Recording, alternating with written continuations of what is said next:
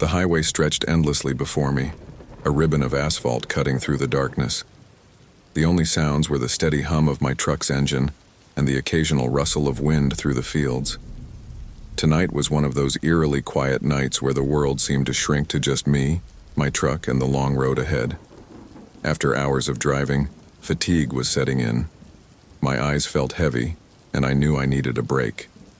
When the exit for a rest stop appeared, I took it without much thought. The off-ramp led me to a lonely stretch of road lined with farms and the occasional scraggly tree. There were no other vehicles in sight, just the soft glow of my headlights carving a path through the darkness. I pulled off onto a gravel shoulder, turned off the engine, and stepped out into the cool night air. The silence was almost suffocating, pressing down around me. The only sound was the crunch of gravel beneath my boots. I took a deep breath, lit a cigarette, and exhaled slowly, the smoke curling into the night sky. The peace was short-lived. A sound, faint and out of place, reached my ears. A child's laugh, high-pitched and eerie. It was a stark contrast to the stillness around me, and my heart skipped a beat. I looked around, searching for the source, but there was nothing. Just the dark, empty fields stretching into the distance. "Hello, sir," a sweet, childlike voice called out. My blood ran cold. I spun around, but there was no one there. The voice had come from close by, but where? I couldn't see anyone. I called out, "Where are you?" "Don't worry," the voice replied softly. "My mom says you'll be fine." A chill ran down my spine. There was no logical explanation for what I was hearing. No child should be out here in the middle of nowhere at this hour. I scanned the darkness again, my nerves on edge. The silence returned, heavier than before, and the sense of being watched was almost unbearable. Despite the unsettling encounter, there was something strangely comforting about the voice. It didn't feel threatening, just off. Still, I couldn't shake the unease that had settled over me. I finished my cigarette, stamped it out on the gravel, and climbed back into the truck. As I started the engine and pulled back onto the highway, the feeling of being watched lingered. The road stretched ahead, and I tried to focus on the journey, letting the rhythmic sound of the tires on asphalt calm my nerves. But the unease returned when the low fuel light on the dashboard flickered to life. I cursed under my breath, realizing I had forgotten to refuel at the last stop. The needle hovered dangerously close to empty. I quickly checked the GPS for the nearest gas station. To my relief, there was one just a few miles ahead. The drive felt interminable. The fuel gauge continued to drop, and with every mile my anxiety grew. The engine sputtered as I neared the station, and I prayed I wouldn't be stranded. Finally, the glow of the truck stop lights appeared in the distance. I pulled in, my truck gasping its last breath as I coasted to a stop at the pump. As I stepped out to refuel, a movement caught my eye.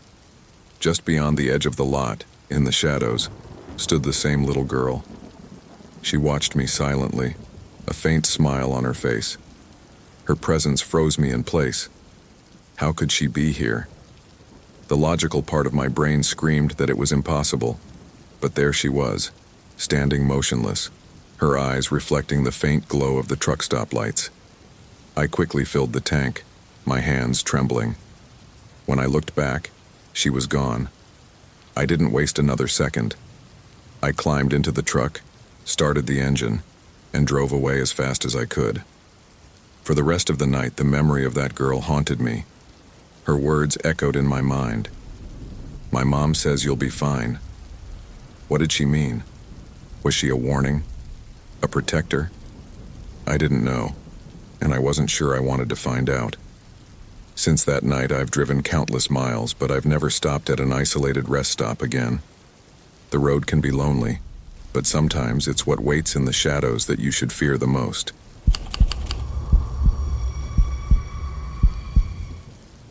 On that night, the road seemed like it would never end.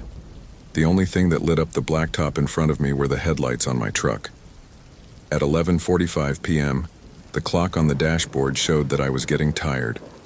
My eyelids felt heavy, and the monotonous hum of the engine was almost hypnotic.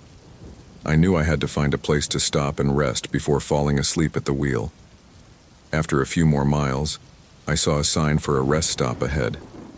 It wasn't one of those large, well-lit truck stops. This was just a small pull-off with a few picnic tables and a bathroom, a forgotten spot on the edge of the highway. But it would do. I signaled my turn, took the exit, and rolled into the rest area. As I pulled in, the emptiness hit me. Not a single other car or truck was in sight. The silence was thick, broken only by the low rumble of my truck's engine. I parked near the bathroom building, close to the edge of the lot where a single dim street lamp cast a weak pool of light. Its glow barely reached my truck, leaving most of the area shrouded in shadows. Turning off the engine, the sudden absence of noise was jarring. The world outside seemed swallowed by darkness. I reclined my seat, the familiar creak of the lever the only sound in the oppressive stillness. My exhaustion was bone deep, and the quiet was almost comforting, lulling me toward sleep. I closed my eyes, hoping for a few hours of rest. But just as I was about to drift off, a sound pulled me back from the edge of sleep.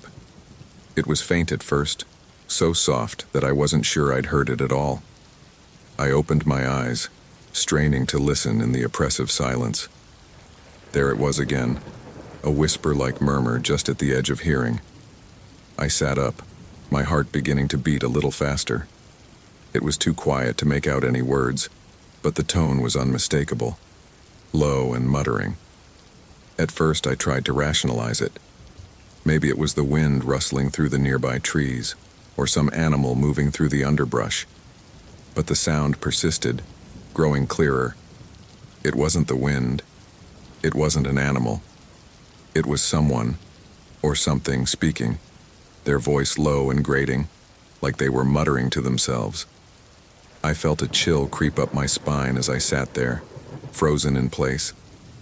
I glanced around the parking lot, but the darkness was impenetrable beyond the weak light of the street lamp. The shadows seemed deeper, more menacing. The murmuring grew louder, closer. I could hear fragments now, disjointed, nonsensical words muttered in a harsh, guttural tone. My breath caught in my throat as the voice seemed to move closer, right outside the truck. Then, I saw him. A face pressed against the driver's side window. A pale, twisted visage with wide, bloodshot eyes and a grin that stretched unnaturally across his face. His teeth were yellowed, crooked, and his expression was one of pure malevolence. In his hand, he clutched a long, thin knife, the blade glinting dully in the faint light. For a moment I couldn't move. My brain struggled to comprehend what I was seeing. The man outside didn't wait for me to process it. He raised the knife and tapped the blade against the glass. The sound was sharp, almost taunting. His grin widened and I could see him mouthing words, though I couldn't hear them over the pounding of my heart. Panic surged through me, breaking the paralysis. I fumbled for my keys, my hands shaking as I jammed them into the ignition. The engine roared to life and I threw the truck into gear. The man didn't flinch. He continued to grin, tapping the knife against the window as if mocking my fear. I slammed my foot on the gas, the tires screeching as they fought for traction. The truck lurched forward, jerking me back against the seat.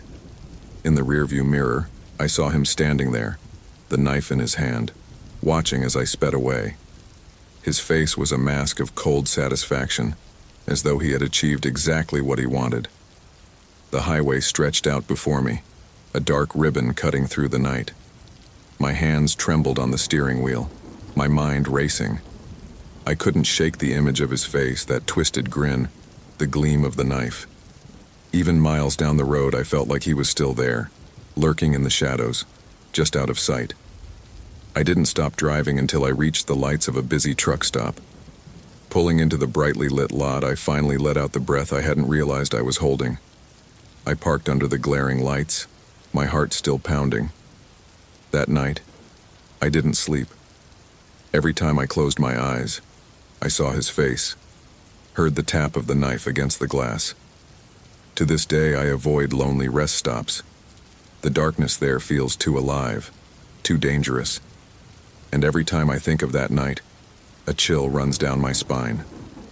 Sometimes, It's not the road itself that's frightening. It's what waits in the shadows beside it.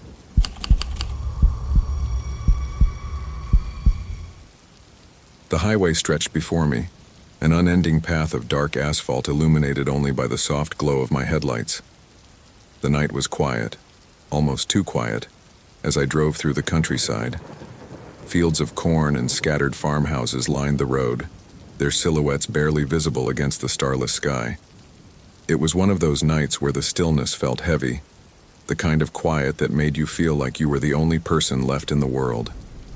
After hours of driving, I needed a break. My body was stiff, and my eyes felt heavy from the monotony of the road. When I saw the exit sign for a rest stop, I didn't hesitate. I took the off-ramp, the truck rumbling over the uneven gravel as I pulled into a small, desolate lot. The rest stop was little more than a clearing in the trees with a couple of picnic tables and a single bathroom building. A dim street lamp flickered overhead, casting long, wavering shadows that seemed to dance in the gentle breeze.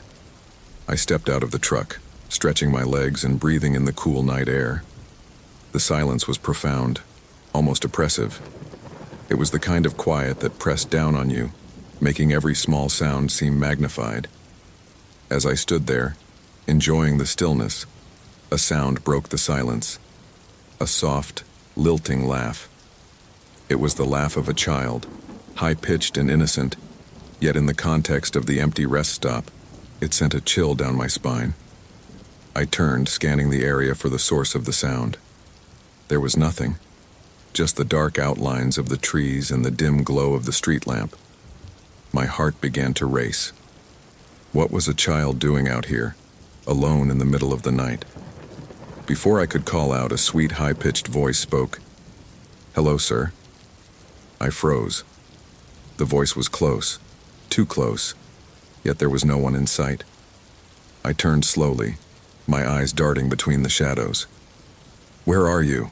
I called out, my voice shaky. "Don't worry," the voice replied, the tone cheerful yet unsettling. "My mom says you'll be fine." A shiver ran down my spine. There was something deeply wrong about this. My mind raced, trying to make sense of the situation. Was someone playing a trick on me? Was this some kind of cruel joke? The silence returned, heavy and oppressive. The laughter, the voice, it was all gone, as if it had never been there. But I couldn't shake the feeling of being watched, the sense that someone, or something, was lurking just beyond the edge of the light.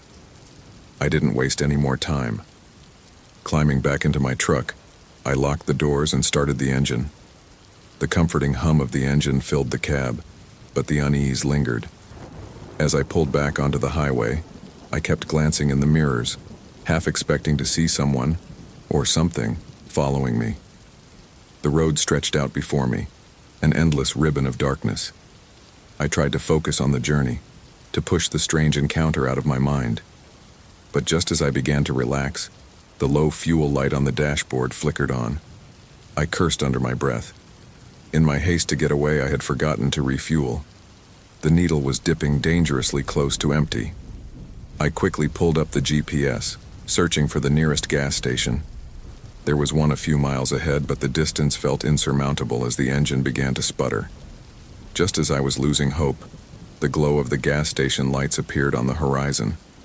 I pulled in, the truck coasting to a stop just as the engine gave out. The relief was palpable as I stepped out to refuel. But then, out of the corner of my eye, I saw her. Standing at the edge of the lot, just beyond the reach of the lights, was a little girl. Her face was obscured by shadows, but I recognized the soft laughter that drifted through the night. She stood there, unmoving, watching me with an unsettling stillness. My heart pounded in my chest as I fumbled with the gas pump, my hands trembling. When I finally looked back, she was gone, the shadows swallowing the spot where she had stood. I didn't wait to find out more. I finished refueling, climbed back into the truck, and sped away, the eerie encounter etched into my mind. The road ahead seemed safer, but the memory of that voice, that laugh, lingered. Even now, I wonder about that little girl. Was she real? A spirit? A warning? I may never know. But one thing is certain. I'll never forget the night I met her on that desolate highway.